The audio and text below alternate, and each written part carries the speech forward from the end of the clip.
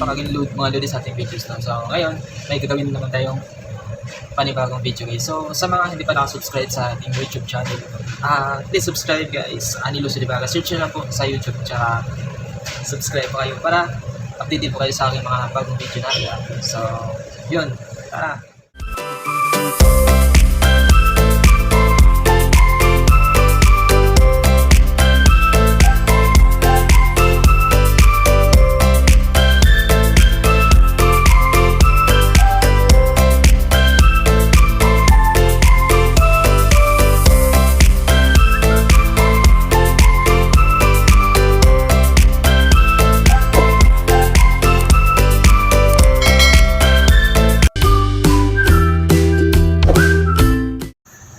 So karon guys, magpainit sa tagtubig diri no. So tunawon sa nato ang kukwa sa gamay nga tubig guys. So pagkatapos pag matunaw na ni siya, ipadapin sa nato no isita sa dito sa nato. Yan, tapos atong pagbugnaon kay mamaya ato na nang ihalo sa atong lutuon. So mao ni ang atong lubi guys no. So nakapalit ta sa merkado, tapos mo niya itong gulaman na gamitan niya, tapos mo niya itong condensed na itong gamitan. So pati na po ang cream all-purpose flour. So muna itong mga ingredients for today's video. So dili ito nang halo, ito nang tunawon sa gamayng tubig ang atong all-purpose flour guys na. So ato na siyang tunawon, tapos pagkatunaw nato ipadapin nato guys na. So para unya andam na siya para ibutang sa ato ang lutuon guys. Ngayon haluan na nato tumayo kanang wa na yung mga tibugol no. So yun ang susunod natong kugon ang lubinon. So ato na yung kumut-kumuton maayo para magawa siyang gatas.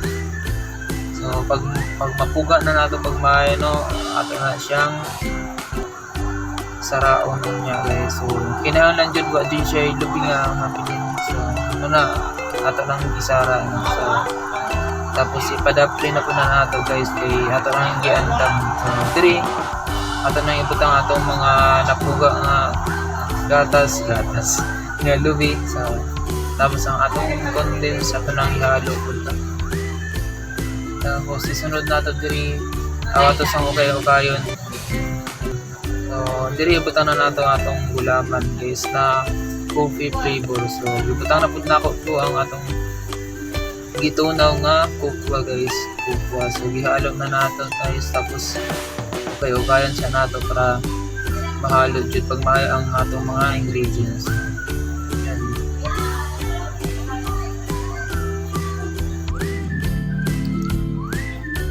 Tapos ibutan na nato ang atong gitunaw nga all-purpose flour ganiya guys. So ukayon lang po,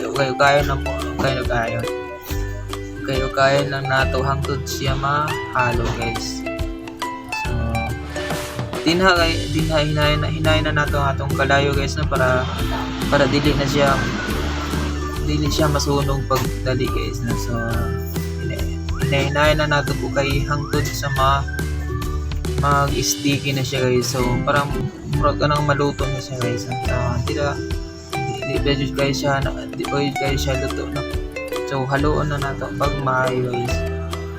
So yun, medyo medyo lumapot na siya guys na. So sigihan lang po gyapon na po kay hangtod nga mag-sticky na din siya guys para ready na natin siya ibalin sa atong sudlanan guys. So yun, ingani na siya guys ang biyahang forma.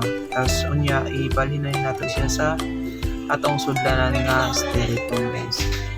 So mauna ni siya atong finished product guys. So thank you for watching, and sa mga hindi pa nakasubscribe, please subscribe my YouTube channel guys. So maraming salamat sa inyong panonood, and thank you.